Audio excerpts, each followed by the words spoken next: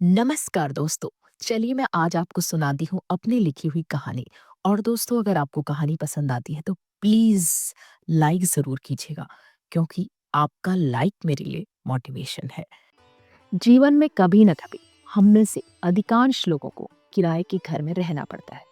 सबके कारण अलग अलग हो सकते हैं। आप अपने घर से दूर बाहर नौकरी करने जा रहे हैं तो दूसरी जगह किराए का घर लेना आपकी जरूरत बन जाती है। न जाने कितने घरों को बदलते बदलते आपकी जिंदगी गुजर जाती है। अगर मकान मालिक ढंग का मिल गया तो आप भाग्यशाली हैं। अगर मकान मालिक खड़ूस मिल गया तो भैया फिर तो भगवान ही आपका मालिक है। ये कहानी भी ऐसे ही किराएदार की है, जिनके जीवन का बड़ा हिस्सा सिर्फ सामान शिफ्ट करने में गुजर गया। किराएदार के हालातों और मना स्थिति पर प्रकाश डालती है ये कहानी, जिसका नाम है किराएदार। माधवी अपने 5 महीने के बच्चे के साथ नए किराए के घर में शिफ्ट हुई। पतिदेव एक निजी कंपनी में जॉब करते थे, तो सुबह 10 बजे निकलकर रात के 10 बजे ही घर पहुंचते थे। इस बीच माधवी अपना रूटीन काम निपटाती थी। शुरुआत के कुछ दिनों किराए का घर, नया घर बड़ा अच्छा लगता है। दिन बीतने के साथ साथ आपके सामने आती है असलियत। धीरे धीरे उनका घर जब उन्हें मिला था बड़ा ही चकाचक था, क्योंकि जाहिर सी बात है मकान मालिक पुताई सफाई करके अपने घर के सारे दोषों को ढक देता है। लेकिन जब वो पुताई का आवरण धीरे धीरे उतरता है तो आप रूबरू होते हैं घर की सच्चाई से। उनका कमरा ग्राउंड फ्लोर पर था। दरवाजा सीधे मेन रोड पर खुलता था, इसलिए बाहर घूमने टहलने की जगह नहीं थी, क्योंकि रोड थी, और ना ही कपड़े फैलाने की जगह थी। कपड़े धोकर फैलाने की जगह सिर्फ 3 मंजिल ऊपर छत पर थी। धीरे धीरे समय बीत रहा था और घर की दीवारों की परतें भी धीरे धीरे उतर रही थी। पहले तो बाथरूम के आसपास की दीवारें गीली हुई। दीवारों के अंदर गीलापन बाहर से ही साफ नजर आने लगा। धीरे धीरे जगह जगह से पपड़ी उतरने लगी। माधवी का बच्चा क्योंकि बहुत छोटा था, इसलिए वो कुछ भी उठाकर खा लेता था। उस पर निगरानी रखनी बहुत जरूरी होती थी। वो बच्चे को एक पल भी अकेले नहीं छोड़ सकती थी। अगर कपड़े फैलाने के समय बच्चा सोया होता तो वो बड़ी तसल्ली से कपड़े फैलाने चली जाती। लेकिन ज्यादातर होता ऐसा था कि बच्चा उसका उस समय जगा ही रहता था, और ऊपर छत पर कपड़े फैलाने जाना भी एक बहुत चैलेंजिंग टास्क। उसके लिए बच्चे के साथ कपड़ों से भरी बाल्टी लेकर 100 सीढ़ियां चढ़कर छत पर पहुंचना एवरेस्ट फतह करने से भी अजीब मुश्किल हो गया। एक पत्नी जो कि घर में रहती है, वो भी किराए का घर। अक्सर पति उसके साथ आने वाली रोजमर्रा की समस्याओं से अनभिज्ञ ही रहते हैं, क्योंकि वो ऑफिस के काम में वैसे ही बहुत व्यस्त होते हैं। माधवी के साथ भी कुछ ऐसा ही था। बच्चा धीरे धीरे बड़ा हो चुका था। अब तक घर की दीवारें पूरी तरह से धुल चुकी थी। उनके अंदर प्लास्टर साफ नजर आने लगा था। जिन जगहों में धुली नहीं थी उन जगहों में फफोले से उभर गए थे, जो उसका बच्चा अक्सर ही तोड़ तोड़ कर खा जाता था। अक्सर किचन की सफाई करते समय उसका सामना भयानक लंबे कन खजूरों से हो रहा, जिनके हजारों पैर थे। कन खजूरों को देखकर वो बहुत दहशत में थी। किसी दिन बच्चे के कान में घुस गया तो सोचकर वो चिंताग्रस्त हो जाती।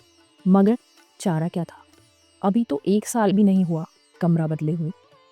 कभी कभी किराएदार होना भी एक गुनाह की तरह मालूम पड़ता है। आखिर कितनी बार कोई अपना बोरिया बिस्तर एक जगह से दूसरी जगह फिर तीसरी जगह शिफ्ट करे। हाय, वो पैकिंग और अनपैकिंग, एक किराएदार बहुत ही अच्छी तरह से इस परेशानी को महसूस कर सकता है। फिर भी वो शिफ्टिंग में होने वाला सामान का नुकसान, कई तरह की चीज़ों का टूट जाना, बर्बाद हो जाना, अगर आप किराएदार हैं तो शायद ज़्यादा बेहतर तरीके से समझ पाएंगे। और दिल्ली जैसे शहरों में ब्रोकर के चार्जेस, एडवांस रेंट 1 या 2 महीने का, भला इस तकलीफ को एक किराएदार से बेहतर कौन समझे। माधवी ने सोचा था अब की बार अपने पति को घर बदलने के लिए मजबूर नहीं करेगी। जैसे भी हो, जब तक हो इसी घर में रहेगी। मगर दुर्भाग्य, ये बहुत दिन तक संभव न हुआ, क्योंकि ठंड के दिन आ गए। ग्राउंड फ्लोर में सीलत तो थी ही, और सूर्य देवता की एक किरण भी वहां पहुंचने से कतराती थी। वो धूप सेके बिना गुजारा कर भी ले, मगर छोटे से बच्चे के लिए धूप बहुत जरूरी थी, और उसे लेकर रोज छत पर जाना हाय रे दैया, मृत्यु तुल्य कष्ट था एवरेस्ट की चढ़ाई में। घर के कपड़ों को, बिस्तर को भी धूप दिखाना नामुमकिन सा हो गया था। उनके बिस्तर के गद्दे भी सीलन से गीले हो चुकी थी। जिस कमरे में वो सोते थे उसकी दीवारें फंगस से काली पड़ थी, जिससे एक अजीब सी दुर्गंध कमरे में हर समय मौजूद रहती थी, जिससे गला अक्सर ही खराब रहता। वो तो समझ सकते थे, मगर छोटा बच्चा जो अभी बात भी नहीं कर पाता, वो क्या बताता कि उसे भी सांस लेने में दिक्कत है। धीरे धीरे उसे खांसी शुरू हो गई, क्रोनिक खांसी। आज फिर माधवी ने खूब सारे कपड़े धोए थे, मगर दिमाग में एक तहसीन थी, एक डर था। अभी छत पर पहुंचेंगे कैसे? ये बहुत बड़ा चैलेंज था।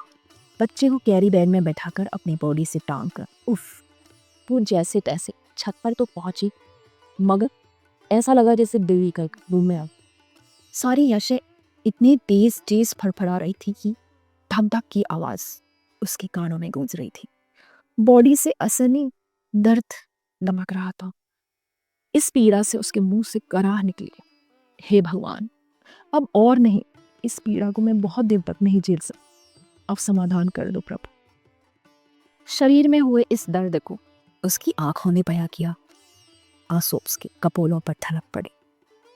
रात को जब उसका पति घर आया, दोनों साथ में खाने के लिए बैठे, तो उसने अपने पति से कहा, सुनो। पति ने प्रश्नवाचित चिन्ह से उसकी ओर खाना खाते खाते अपना हाथ रोककर देखा।